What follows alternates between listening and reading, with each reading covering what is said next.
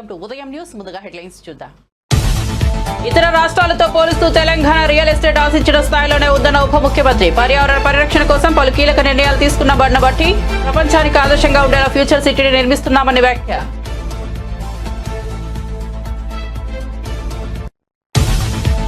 శ్రేష్ఠ షణ్ముఖ ఆలయ యాత్ర పూర్తి చేసుకున్న పవన్ కళ్యాణ్. దక్షిణ భారతదేశంలో పవన్ కళ్యాణ్ ఆధ్యాత్మిక పర్యటన, 6 సుప్రసిద్ధ ఆలయాల సందర్శన. తిరుత్తని ఆలయ సందర్శనతో పూర్తయిన పవన్ యాత్ర.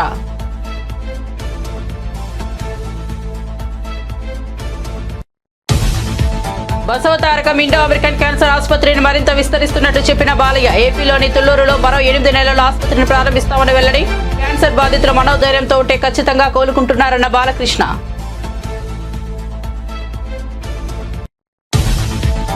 రైతు భరోసా కేంద్రాలను కూటమి ప్రభుత్వం నిర్వీర్యం చేసిందన్న కాకాని గోవర్ధన్ రెడ్డి. రైతుల విత్తనాలు, ఎరువుల సమస్యలు పరిష్కరించాలని డిమాండ్.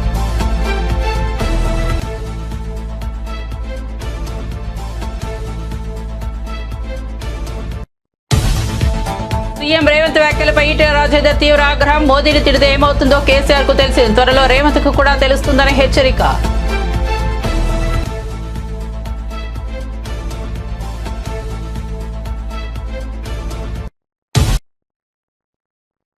ఇక వార్త వివరాల్లోకి వెళ్తే, అమరావతిలో బంజారాల ఆరాధ్య దైవం సంత్ సేవాలాల్ మహారాజ్ జయంతి వేడుకల్లో సీఎం చంద్రబాబు పాల్గొన్నారు. కార్యక్రమంలో మంత్రి గుమ్మడి సంధ్యారాణి, గిరిజన సంఘం నాయకులు పాల్గొన్నారు. సంత్ సేవాలాల్ అహింసా సిద్ధాంతాలను పాటించి మత మార్పిడులపై బ్రిటిష్ కాలంలోనే పోరాడారని సీఎం చంద్రబాబు గుర్తు చేశారు.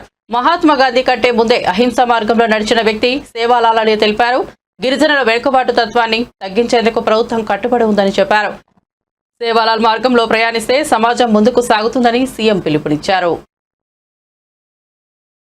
మహానుభావులు పుట్టిన ఈ నెలలో మీరు ఒకసారి చూస్తే, ఒక వెనుకబడిన జిల్లా అనంతపురం జిల్లా గుత్తి మండలంలోని రామ్జీ నాయక్ తాండాలో రామావత్ గోత్రంలో భీమా నాయక్, ధర్మణిమాత దంపతులకి సేవాలాల్ గారు జన్మించడం, అది కూడా 1739వ సంవత్సరం ఫిబ్రవరి 10వ తారీఖున జన్మించారు.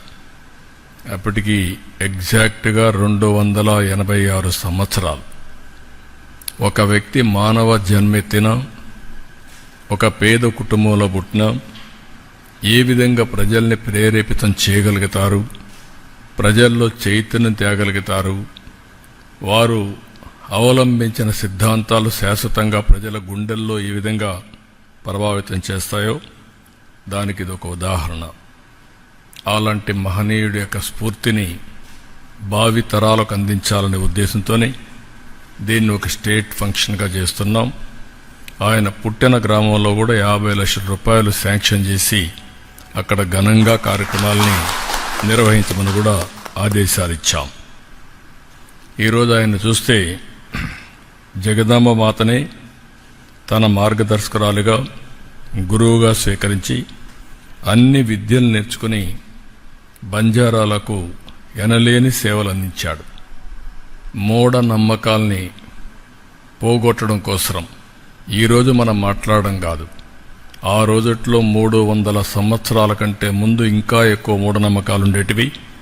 ఆ మూఢనమ్మకాల్ని రూపుమాపడం కోసం ఆయన జీవితాంతం పనిచేశారు. సమస్త జీవకోటికి తల్లి అయిన అమ్మ భవానిని పూజించాలని, కానీ ఫలితాన్ని ఏమాత్రం కూడా ఆశించవద్దని బంజారాలకు చెప్పాడు. బాధ్యతగా మనం చేయాలి, ఆటోమేటిక్గా తల్లి దీవిస్తుందని చెప్పి చాలా స్పష్టంగా చెప్పాడు. దాన్ని బట్టి మనం అర్థం చేసుకోవాల్సింది, కర్తవ్యాన్ని మనం ప్రతిఫలం ఆలోచించకుండా చేస్తే ఆటోమేటిక్గా ప్రతిఫలాలు వస్తాయి. ఆ విషయమే ఆయన చాలా స్పష్టంగా చెప్పడం జరిగింది. రెండోది, మీరు చూస్తే ఆయన సిద్ధాంతాల్లో హింస అనేది మహాపాపమని, అహింసా సిద్ధాంతానికి కట్టుబడి ఉండాలని పునాది వేశాడు. మహాత్మా గాంధీజీ తర్వాత మీరు ఒకసారి ఆలోచిస్తే అహింసా విధానంతోనే మనకు స్వాతంత్రం తీసుకొచ్చారు. అంటే ఆయన కంటే ముందే సేవాలాల్ మహారాజ్జీ ఉద్బోధించారు. దాన్ని గాంధీజీ వీళ్ళంతా ఆచరించి దేశానికి విముక్తి కలిగించారు. ఇంకొక పక్కన చూస్తే ఆ రోజుట్లోనే బ్రిటిష్ అధికారులు అన్ని మత పాలకులు బంజారాలను కూడా ఇబ్బందులు పెడుతూ మతాల్ని మార్చమని కూడా ఒత్తిడి తీసుకొచ్చే పరిస్థితి ఉంటే ఆయన చాలా దృఢంగా సంకల్పం చేసి ముందుకు పోయేవారు. అందుకే హైదరాబాద్ లో ఐజీబీసీ ఆధ్వర్యంలో గ్రీన్ తెలంగాణ సమ్మిట్ ను డిప్యూటీ సీఎం బట్టి విక్రమార్క ప్రారంభించారు. ఫ్యూచర్ సిటీని నెట్రోజిన్ సిటీగా అభివృద్ధి చేయడం ప్రభుత్వ లక్ష్యమని వెల్లడించారు. ప్రపంచానికి ఆదర్శంగా ఉండేలా ఫ్యూచర్ సిటీని నిర్మిస్తామని తెలిపారు. రాష్ట్ర అభివృద్ధి అన్ని వర్గాల భవిష్యత్తును దృష్టిలో పెట్టుకుని ఐజీబీసీతో ఎంఓయూ కుదుర్చుకున్నామని వివరించారు. పర్యావరణ పరిరక్షణతో పాటు సమగ్ర అభివృద్ధికి ప్రభుత్వ అంకిత భావం చాటుకున్నామని బట్టి అన్నారు. ఈ సమ్మిట్ ద్వారా గ్రీన్ ఇన్నోవేషన్లపై అవగాహన పెరుగుతుందని ఆశాభావం వ్యక్తం చేశారు. వచ్చినప్పుడు తప్పనిసరిగా వస్తాము. మీరు చేస్తున్నటువంటి ఈ రాష్ట్ర ప్రయోజనాలు దృష్ట్యా మీరందరూ చేస్తున్నటువంటి కార్యక్రమానికి ఈ ప్రభుత్వం అండగా ఉంటుందని చెప్పడం కోసమే నేను వస్తానని చెప్పి ఈరోజు తప్పనిసరిగా ఇక్కడికి వచ్చి మీ అందరితో మాట్లాడుతున్నాను. అట్లాగే ఇప్పుడే నాకంటే ముందు మాట్లాడినటువంటి మా vice chairman, managing director and executive director TGIASC Shri Anand గారు, డిప్యూటీ ఎగ్జిక్యూటివ్ డైరెక్టర్ ఐజీబీసీ, నా ఎదురుగా కూర్చున్నటువంటి మిత్రులు, కార్యక్రమంలో పాల్పంచుకోవటానికి ఇక్కడ విచ్చేసినటువంటి అనేక రంగాల నుంచి ఇక్కడ విచ్చేసినటువంటి మీ అందరికి కూడా ముందుగా నా హృదయపూర్వకమైనటువంటి నమస్కారాలు, ధన్యవాదాలు కూడా తెలియజేస్తా ఉన్నాను. అట్లాగే మన రాష్ట్ర ముఖ్యమంత్రి శ్రీ రేవంత్ రెడ్డి గారి డ్రీమ్ ప్రాజెక్ట్ ఫ్యూచర్ సిటీ, దానిని నెట్ జీరో సిటీగా చేయటం కోసం ఇప్పుడే ఎంఓయూ చేసి మీ అందరి సమక్షంలో ఈ రాష్ట్రానికి కాదు ప్రపంచానికి కూడా ఒక సందేశాన్ని ఇక్కడ నుంచి పంపిస్తా ఉన్నాం. ఈ ఎంఓయూ ద్వారా మొట్టమొదటి నెట్ జీరో సిటీగా ఫ్యూచర్ సిటీని తయారు చేయబోతున్నాం. దానికి మా అంకిత భావం ఇది అని చెప్పడం కోసం ఇక్కడ ఎంఓయూ చేసి మీ అందరి సమక్షంలో జరిగినటువంటి ఈ సంఘటన కూడా అభినందిస్తా ఉన్నాను. అట్లాగే మీ అందరి ముందు 1000 ప్రాజెక్ట్స్ గ్రీన్ సంబంధించి ఈరోజు మనం ఆవిష్కరణ చేసుకున్నాం. వారు అంటా ఉన్నారు, చాలా మీరు సబ్సిడీస్ ఇచ్చుంటే ఇంకెక్కువ చేసేవాళ్ళం, ఇవ్వకుండా కూడా మేము ఇన్ని సాధించామని చెప్తా ఉన్నారు. చాలా సంతోషం. సరే, Telangana is a young state, but it's a very rising state. చాలా ఫాస్ట్గా రైజ్ అవుతున్నటువంటి స్టేట్. సో ఈ యంగ్ స్టేట్లో ఆధ్యాత్మిక యాత్రలో భాగంగా తమిళనాడు రాష్ట్రం మదురై జిల్లాలో AP deputy CM Pawan Kalyan పర్యటిస్తున్నారు.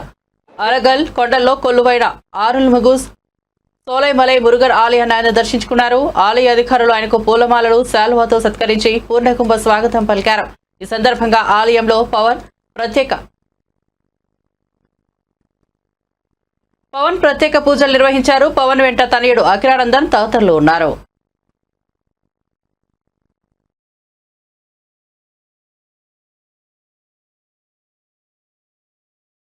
எல்லாருக்கும் வணக்கம். இது வந்து 5வது முருகன் டெம்பிள் விசிட் பண்ணுறோம். இல்லை 5வது 6வது திருத்தணி போகிறோம். இல்லை இது 6, நீங்கள் போகிறது 6. நான் போகிறது 6. இது 6வது. இது 6வது. கீழே இறக்குப்பா, கொஞ்சம் கீழே ஒரு 4 வருஷமாக இங்கே எல்லாம் 6வது சுப்பிரமணியர் கோயில் பார்க்கணும் ரொம்ப ஆசையாக இருந்தது. ஃபைனலாக இன்றைக்கி கடவுள் அனுமதி கொடுத்துட்டாங்க. எனக்கு ரொம்ப சந்தோஷமாக இருக்குது. இது வந்து சும்மா நான் வந்து கடவுள்கிட்ட வேண்டிக்கிட்டு எல்லாரும் நாட்டுக்கு எல்லாரும் நடக்கட்டும், பாரத பூமிக்கு நல்லது நடக்கட்டும், தமிழ்நாட்டுக்கு நல்லது நடக்கட்டும், அதுதான் என்னோட ப்ரேயர்ஸ். தமிழக மக்கள் எப்படி தமிழக மக்கள் எப்படி உங்களுக்கு உபசரிச்சாங்க? 6 மணி வீடு போனீங்களே, அந்த மாதிரி எல்லாரும் ரொம்ப என்னது ஒரு அன்பு கொடுத்துருக்காங்க எங்கே போனாலும் சரி. ஸோ ஒரு 8-10 வருஷமாக 10 வருஷம் நான் மெட்ராஸில் இருந்துட்டேன். ஸோ அதுக்கு தமிழ் மக்களோட அன்பு எனக்கு தெரியும். ஸோ அது கண்டினியூ ஆயிடுச்சு. அதுக்கு ரொம்ப ரொம்ப சந்தோஷம். கோயில் வளர்ச்சி இல்லை, நான் என்ன நினைக்கிறேன்னா, ஆனந்த் ஃப்ரெண்ட் நண்பர் ஆனந்த் சார் ஒரு டிடிடி போர்டு மெம்பர். ஸோ நான் ஒரு இந்த 6 முருகன் கோயிலுக்கு நான் என்ன பண்ணணும்னு நான் யோசிக்கிறேன். என்னென்ன டெவலப்மெண்ட் பழனிக்கு என்ன பழனிலேருந்து கேட்டிருக்காங்க. பழனியில் வந்து டைரெக்டாக ஒரு திருப்பதிக்கு ஒரு பஸ்ஸு நிறுத்திட்டாங்க கரோனா அப்புறம்னு. அதை நான் திருப்பி ஆரம்பிக்கிறதுக்கு ரெடியாக இருந்தது. ఆరంభించేందుకు నా ఫోన్ పంటనే చదువు. నల్గొండలో బీజేపీ పార్టీ జిల్లా కార్యాలయంలో కేంద్ర మంత్రి కిషన్ రెడ్డి ప్రెస్ మీట్ నిర్వహించారు. ఈ సందర్భంగా నిరుద్యోగులకు జాబ్ క్యాలెండర్ పేరుతో ఇచ్చిన హామీని ఇంకా అమలు చేయలేదని విమర్శించారు. రాష్ట్రంలో బీఆర్ఎస్ కంటే కాంగ్రెస్ పై ప్రజల్లో ఎక్కువ వ్యతిరేకత ఉందని వ్యాఖ్యానించారు. ముఖ్యమంత్రి రేవంత్ రెడ్డి హామీ ఇచ్చిన 6 గ్యారంటీలు పూర్తి స్థాయిలో అమలు కాలేదని కిషన్ రెడ్డి అన్నారు. ప్రజలకు ఇచ్చిన ప్రతి హామీని వెంటనే అమలు చేయాలని కాంగ్రెస్ ప్రభుత్వాన్ని డిమాండ్ చేశారు. రాష్ట్రంలో అవినీతి పెరిగిందని, అభివృద్ధి వెనక్కిపోతోందన్నారు. 6 డిఏలు ఉంటే 7 కూడా ఇచ్చేటువంటి పరిస్థితుల్లో ఈరోజు ఈ ప్రభుత్వం లేదు. ఉద్యోగస్తులు రిటైర్మెంట్ అయితే రిటైర్మెంట్ బెనిఫిట్స్ కూడా సకాలంలో ఇవ్వలేనటువంటి పరిస్థితుల్లో ఈ ప్రభుత్వం ఉంది. అంతేకాకుండా ఈరోజు ఫీజు రియంబర్స్మెంట్ అనేక ఇంజనీరింగ్ కాలేజీలు, అనేక టెక్నికల్ ఇన్స్టిట్యూషన్స్, డిగ్రీ కాలేజీలు ఫీజు రియంబర్స్మెంట్ రాని కారణంగా విద్యార్థుల భవిష్యత్తు అయోమయంలో పడింది. చాలా మంది మేనేజ్మెంట్స్ ఫీజు రియంబర్స్మెంట్ రాలేదు కాబట్టి మీరే ఇవ్వండి అని పేరెంట్స్ మీద ఒత్తిడి తీసుకొస్తున్నటువంటి పరిస్థితి, సర్టిఫికెట్స్ ఇవ్వలేనటువంటి పరిస్థితి, అనేక రకాల వేధింపులకు గురవుతున్నటువంటి పరిస్థితి మనం చూస్తున్నాం. సుమారు 8,000 కోట్ల రూపాయలు విద్యా సంస్థలకు ఫీజు రియంబర్స్మెంట్ ఇవ్వాల్సిన అవసరం ఈ సంవత్సరం లెక్క పెట్టాలి. అంతేకాకుండా ఫీజు ఏరియర్స్ కూడా ఈరోజు ఈ ప్రభుత్వం ఇవ్వకుండా ఆలస్యం చేస్తూ ఉంది. విచిత్రం ఏంటంటే ఎస్టీ, బీసీ విద్యార్థుల స్కాలర్షిప్స్ కూడా మరి ఈరోజు రియంబర్స్ చేయలేనటువంటి పరిస్థితుల్లో ఈ ప్రభుత్వం ఉంది. అంతేకాకుండా ఈరోజు విద్యారంగ వ్యవస్థ ఏంటంటే గురుకుల విద్యాలయాలు విద్యార్థులు ఆత్మహత్యలు పెరిగిపోతా ఉన్నాయి. వాళ్ళు తినేటువంటి ఆహారము పాయిజన్ అవుతా ఉంది. వందల మంది విద్యార్థులు ఈరోజు మరి ఫుడ్ పాయిజన్ కారణంగా హాస్పిటల్లో చేరాల్సినటువంటి దయనీయమైనటువంటి పరిస్థితుల్లో ఈరోజు విద్యారంగ వ్యవస్థ ఉంది. రైతుల కోసం పనిచేసే ప్రభుత్వం కూటమి కాదని, అన్నదాతలను ఆదుకోవడంలో విఫలమైందని వైఎస్ఆర్సీపీ నెల్లూరు జిల్లా అధ్యక్షుడు కాకాని గోవర్ధన్ రెడ్డి మండిపడ్డారు. వైఎస్ జగన్మోహన్ రెడ్డి ప్రారంభించిన రైతు భరోసా కేంద్రాలను నిర్వీర్యం చేశారని విమర్శించారు. విత్తనాలు, ఎరువులు దొరక్క రైతులు తీవ్ర ఇబ్బందులు పడుతున్నారన్నారు. మద్దతు ధర లేక రైతులు నష్టాల్లో కూరుకుపోతున్నారని ఆవేదన వ్యక్తం చేశారు. కూటమి ప్రభుత్వం రైతుల కష్టాలను పట్టించుకోవడం లేదని, వెంటనే సమస్యలు పరిష్కరించాలని డిమాండ్ చేశారు. రాష్ట్ర ప్రభుత్వం కూడా ఈరోజు దాని మీద వివరణ ఇవ్వడం జరిగింది. మేము ఈరోజు దానికి సంబంధించి రేషనలైజ్ చేస్తున్నాం కాబట్టి రైతు భరోసా కేంద్రాలను క్లబ్ చేస్తున్నాం, క్లస్టర్ వైజ్ వాటిని అరేంజ్ చేస్తున్నాం అని చెప్పంటే దాని ఉద్దేశం చెప్పకనే చెప్తున్నది రైతు భరోసా కేంద్రాలను ఎత్తేస్తున్నాం, నిర్వీర్యం చేస్తున్నాం అనేటువంటిది. ఈరోజు ఒక్కసారి చూస్తే రైతులకు సంబంధించి ఈరోజు చంద్రబాబు ప్రభుత్వం వచ్చిన తర్వాత గిట్టుబాటు ధర ఇవ్వలేకపోయింది. గతంలో రైతు భరోసా కేంద్రాల ద్వారానే కొనుగోలు చేసేటువంటి పరిస్థితి ఉండేది. సులభతరంగా ఆ రోజు రైతులకు సంబంధించి ఈ ధాన్యాన్ని కానీ ఉన్నటువంటి పంటలను కానీ సేకరించేటువంటి ప్రక్రియ ఉండేది. ఈరోజు ఉదాహరణకి నెల్లూరు జిల్లాకు సంబంధించి లేట్ ఖరీఫ్ ఈ సీజన్లో ఇప్పుడిప్పుడే ధాన్యానికి సంబంధించినటువంటి కోతలు ప్రారంభమయ్యాయి. 2-3 రోజులుగా కోతలు ప్రారంభమయ్యాయి. బహుశా రాబోయేటువంటి రోజుల్లో అవి కాస్త ఉధృతంగా వెళ్ళేటువంటి పరిస్థితి ఏర్పడుతుంది.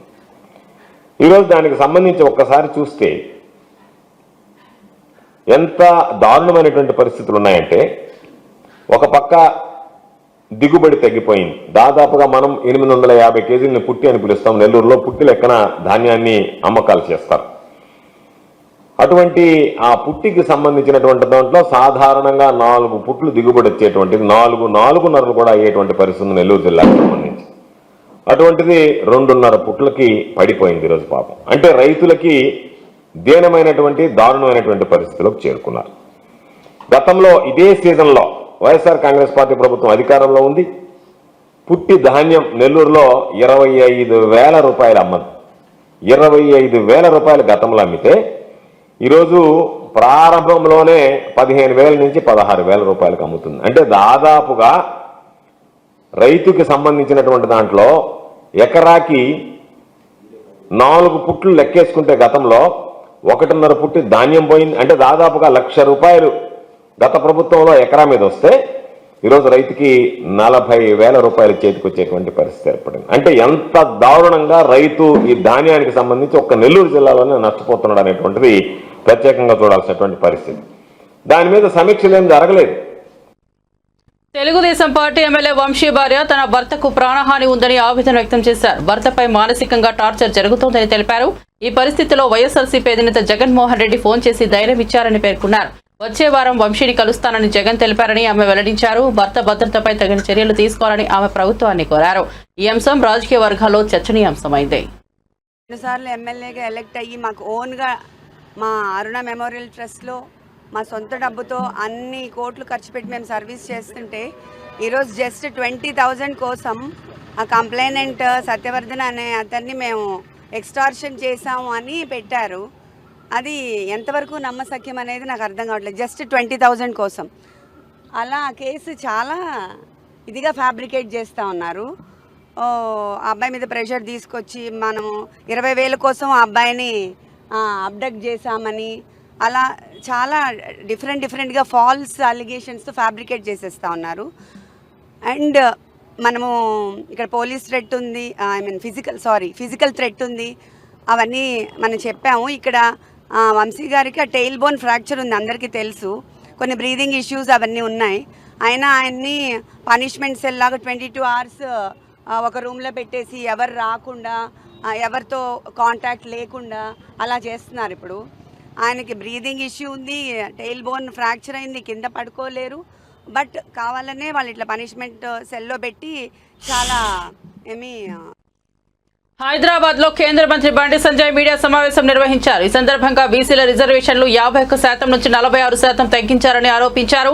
బీసీ వర్గాలకు న్యాయం జరగాలని డిమాండ్ చేశారు. పైరవీలు, నకిలీ పత్రాలు లేకుండా కేంద్రం ఉద్యోగాలు అందజేస్తోందని తెలిపారు. బీజేపీ ప్రభుత్వం సామాజిక న్యాయం కోసం కృషి చేస్తోందని స్పష్టం చేశారు. బీసీ వర్గాలను బలహీనపరిచే ప్రయత్నాలను తిప్పికొట్టాలని పిలుపునిచ్చారు. బీసీలకు సమాన హక్కులు, అవకాశాలు కల్పించడంలో బీజేపీ కట్టుబడి ఉందని తెలిపారు. రాబోయే రోజుల్లో బీసీ సంక్షేమం కోసం మరిన్ని ప్రణాళికలు తీసుకొస్తామని బండి సంజయ్ తెలిపారు. ఎక్కడ పేపర్ లీకేజ్ లేకుండా, ఎక్కడ దొంగ నోటిఫికేషన్ లేకుండా 9,25,000 మందికి సంవత్సరం లోపల కేంద్ర ప్రభుత్వ ఉద్యోగాలు ఇచ్చిన ఘనత నరేంద్ర మోడీ ప్రభుత్వం. అది వీటి మీద చర్చ జరుగుతుంది వాళ్ళ ఎమ్మెల్సీ ఎన్నికల సందర్భంగా. ఈ చర్చను పక్క పెట్టి కొత్త చర్చ తీసుకొచ్చారు. సరే, అదే చర్చ మీద మీరు సిద్ధమా ఎన్నికలు పోటీ చేయడానికి? అరే, బీసీ కులగణన అంటారు. కేసీఆర్ సర్కార్లో 51%, అదే తక్కువ. ఇప్పుడు మీ సర్కారులోనేమో 46% పెట్టి 10% ముస్లింలు కలుపుతారు. మళ్ళీ అంటే బీసీలో రిజర్వేషన్ పుట్టగొడతారు. మీ ఏదైనా మీ జాగిరి అనుకుంటారు. ఏది తెలంగాణ రాష్ట్రం? ఎవరి జాతి ఏందో చర్చ జరగాలి. ఎట్లా ఒప్పుకుంటాం? బీసీలను ముస్లింలను మీరు కేంద్రానికి మీరు పంపిన మీరు ఏదో అనుకుంటున్నారు. కేంద్రం మీద నెట్టి బీసీలను మొత్తం మభ్య పెడదాం, వాళ్ళని రెచ్చగొడదాం. కేంద్రం మీద బీసీలు అందరూ క్లియర్ చేస్తాం. మేము క్లియర్గా ఉన్నాం. మేము 10% ఉన్నటువంటి ముస్లింలను బీసీలో కలిపితే కేంద్రము అస్సలే ఒప్పుకోదు. అప్పుడు ఒప్పుకోలే, ఇప్పుడు ఒప్పుకో. మేము మతపరమైనటువంటి రిజర్వేషన్లను మేము వ్యతిరేకిస్తాం. మత ప్రాతిపదిక రిజర్వేషన్లు కుల్లా చెప్తున్నాను నేను. 80% వ్యతిరేకిస్తాం. అది తెలిసి కూడా మన కేంద్రాన్ని ఒప్పిస్తాం, మోడీ గారిని కలుస్తాం. తీసేయండి మీరు 10% ముస్లిం తీసేసి పంపండి, జాబితా పంపండి. చలో మేము ఒప్పిస్తాం. 51% తీసుకొచ్చి 40% చేసారు. మీరు బీసీలో మోసం చేసారు. 10% ముస్లింలు కలిపి బీసీ రిజర్వేషన్ తగ్గించే ప్రయత్నం చేస్తున్నారు. రేపు ఉద్యోగాలు పోతాయి, వాళ్ళకు బీసీలకు ఇచ్చిన ఉద్యోగాలు పోతాయి. బీసీలకు ఇచ్చేటువంటి ఉపాధి పోతుంది, బీసీలకు ఇచ్చే రిజర్వేషన్ దెబ్బతింటుంది, విద్యా అవకాశాలు దెబ్బతింటారు, స్కాలర్షిప్లు దెబ్బతింటారు, పిలిచే బడ్జెట్లో కోత పడుతుంది. వాళ్ళకి ఆల్రెడీ మైనార్టీ పేరు మీద లబ్ధి జరుగుతుంది వాళ్ళకు. BJP MP Etela Rajender CM Revanth Reddy వ్యాఖ్యలపై తీవ్రంగా మండిపడ్డారు. మోదీ బీసీ కాదన్న వ్యాఖ్యలు అనుచితమని ఆగ్రహం వ్యక్తం చేశారు. రేవంత్ రెడ్డికి పోయే కాలమా? మోదీ కులాలకు అతీతం, దేశ ప్రజలే ఆయన కుటుంబం. మోదీపై దూషణలు ధర్మంతో మరియు ప్రజలతో విరోధం చేస్తున్నట్లే. మోదీని తిడితే ఏమవుతుందో కేసీఆర్ కు తెలిసిందే, త్వరలో రేవంత్ కు కూడా తెలుస్తుందని హెచ్చరించారు. ఆ సేతు హిమచలం అన్నట్టుగా మోడీ గారిని విశ్వసించని, మోడీ గారిని ప్రేమించని మనిషి ఉన్నాడు ఇలా దేశంలో. మోడీ గారు అనేక సందర్భాల్లో పేదరికం చవిచూసిన వాడిని, పేదల జీవితాన్ని చదువుకున్న వాడిని నేను. నాకు పిహెచ్డీ లేకపోవచ్చు కానీ ప్రజల కష్టాలు, ప్రజల కన్నీళ్లు, ప్రజల దుఃఖం, ప్రజల బాధ చదువుకున్నటువంటి డాక్టరేట్ నేను. ఈ దేశంలో ఏ అంబేద్కర్ గారు అయితే ప్రపంచంలోనే గొప్ప రాతపూర్వకమైన రాజ్యాంగాన్ని అందించిండో, ఆ రాజ్యాంగం అన్ని వర్గాల ప్రజల, అన్ని జాతుల ప్రజల అవసరాన్ని తీర్చేదిగా, ఆకలి తీర్చేదిగా ఉండాలని చెప్పిండు అంబేద్కర్. ఇవాళ ఆయన రాసిన రాతకు ఇవాళ మోడీ గారు అనుసరిస్తున్నటువంటి పద్ధతికి సరిగ్గా సరిపోతుంది. మోడీ గారు దేశ ప్రధానమంత్రిగా ఉండి కూడా కనీసం టాయిలెట్ లేకుండా, మోడీ గారు బీసీ కాదు, మోడీ గారు టెక్నికల్గా బీసీ అయిండు, అందుకని ఆయన బీసీ కాదు కాబట్టి బీసీలను ద్వేషిస్తాడు ఆయన అన్నటువంటి నీచమైన మాటలు. సరే ఏం కాలం నీకు పోయే కాలం ఇదేమన్నా? గంత పెద్ద మహనీయుడు ఇవాళ ఆయన ఒక బీసీలకో, ఒక ఎస్సీలకో, ఒక ఎస్టీలకో, ఒక ఓసీలకు సంబంధించిన వ్యక్తి కాదు. భారత జాతి ఆత్మగౌరవాన్ని ప్రపంచ చిత్రపటం మీద ఆవిష్కరిస్తున్నటువంటి మహనీయుడు మోడీ గారు. నిన్ననే చూసినాం, నిన్న ఇవాళ అమెరికాలో అమెరికన్ ప్రెసిడెంట్ తానే స్వయంగా కుర్చీ లాగి కూర్చోబెట్టి సంతకం పెట్టిన తర్వాత మళ్ళీ కుర్చీ చేసిన గౌరవం ఇలా దక్కించుకున్న దేశం మన దేశము. ప్రపంచ దేశాలలో భారతదేశం అంటే ఒక గౌరవాన్ని పెంచిన నాయకుడు.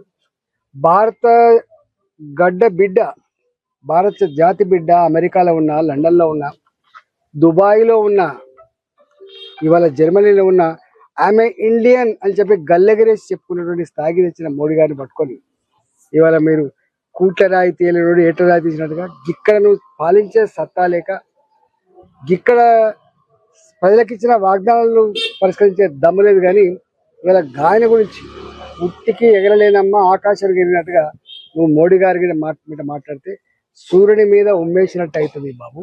సూర్యుని మీద ఉమ్మేస్తుంది ఏమవుతుందో మీకు తెలుసు. ఇవాళ అందుకనే అలాంటి జాతికి వెళ్తునిచ్చే, దేశ ప్రజల ఆత్మగౌరవం పెంచే, భారత ప్రజల సమస్యలు పరిష్కరించే, ఇలా స్వార్థం లేకుండా దేశ ప్రజలే 140 కోట్ల మంది ప్రజలే నా కుటుంబ సభ్యులని చెప్పి భావించి దేశం కోసం అంకితమైనటువంటి మోడీ గారి గురించి ఇవాళ ఇట్లాంటి చిల్లర మాటలు, ఇలాంటి చిన్న కురుస మాటలు మాట్లాడి గతంలో వాళ్ళకి ఏం తమను గెలిపిస్తే RRR సమస్య లేకుండా చేస్తామన్న రేవంత్ రెడ్డి అధికారంలోకి వచ్చి 14 నెలలైనా పరిష్కరించలేదని ఎమ్మెల్సీ కవిత విమర్శించారు. బాధితులు ధర్నాలు, నిరసనలు చేస్తున్నా ముఖ్యమంత్రి వారితో మాట్లాడి సమస్యను పరిష్కరించకపోవడం దారుణమని మండిపడ్డారు. స్థానిక ఎమ్మెల్యే రాజగోపాల్ రెడ్డి చొరవ తీసుకుని సమస్యను పరిష్కరించాలని డిమాండ్ చేశారు. ఖమ్మంలో జరగనున్న బీసీ సంఘాల రౌండ్ టేబుల్ సమావేశానికి బయలుదేరిన ఎమ్మెల్సీ కవిత మార్గ మధ్యలో మునుగోడు నియోజకవర్గంలోని చోటుప్పల్లో మాజీ ఎమ్మెల్యే కూసుకుంట్ల ప్రభాకర్ రెడ్డి బీఆర్ఎస్ నాయకులతో కలిసి మీడియాతో మాట్లాడారు.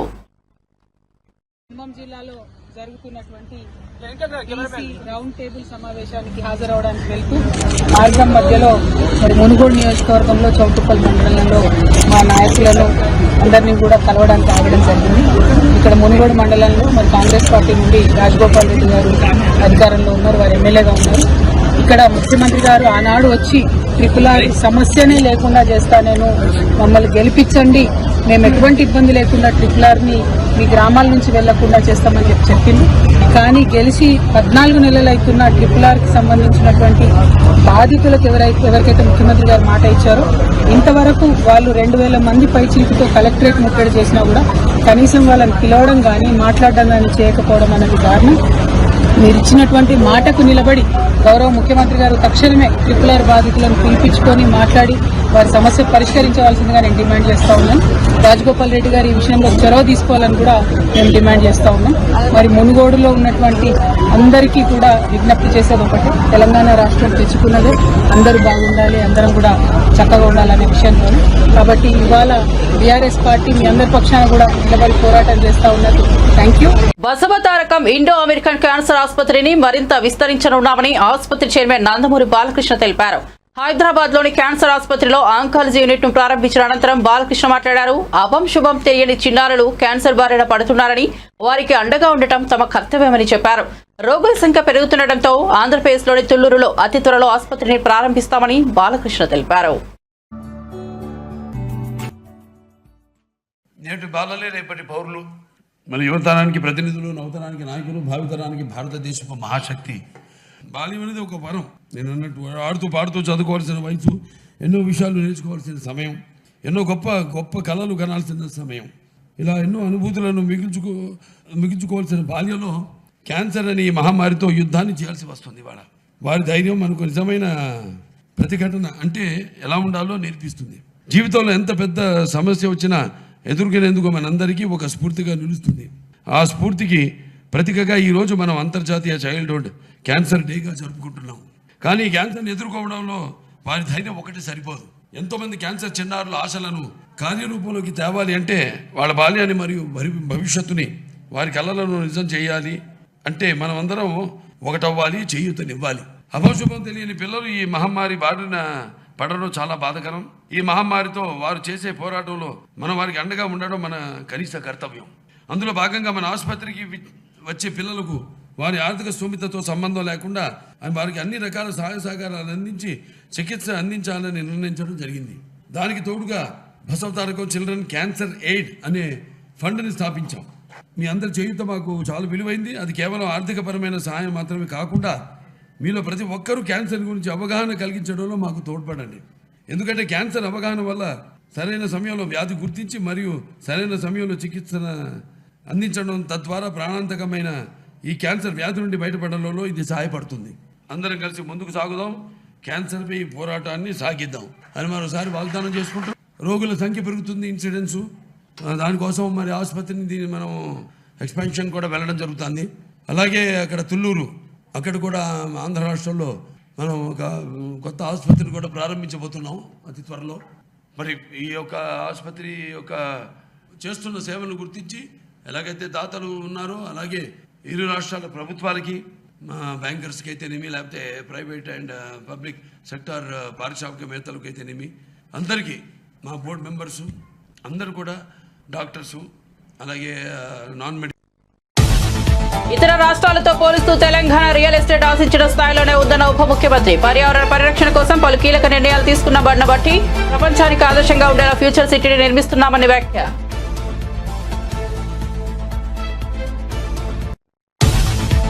శ్రేష్ఠ షణ్ముఖ ఆలయ యాత్ర పూర్తి చేసుకున్న పవన్ కళ్యాణ్. దక్షిణ భారతదేశంలో పవన్ కళ్యాణ్ ఆధ్యాత్మిక పర్యటన, 6 సుప్రసిద్ధ ఆలయాల సందర్శన. తిరుత్తని ఆలయ సందర్శనతో పూర్తయిన పవన్ యాత్ర.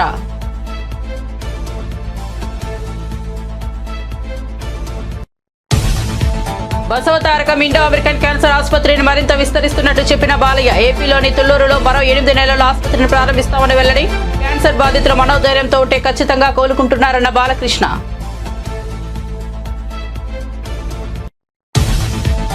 రైతు భరోసా కేంద్రాలను కూటమి ప్రభుత్వం నిర్వీర్యం చేసిందన్న కాకాని గోవర్ధన్ రెడ్డి. రైతుల విత్తనాలు, ఎరువుల సమస్యలు పరిష్కరించాలని డిమాండ్.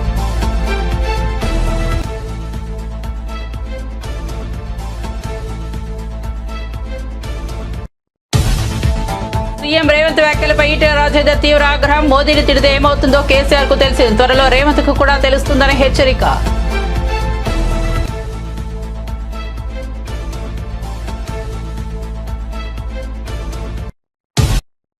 కోసం చూస్తూనే ఉండండి ఉదయం న్యూస్.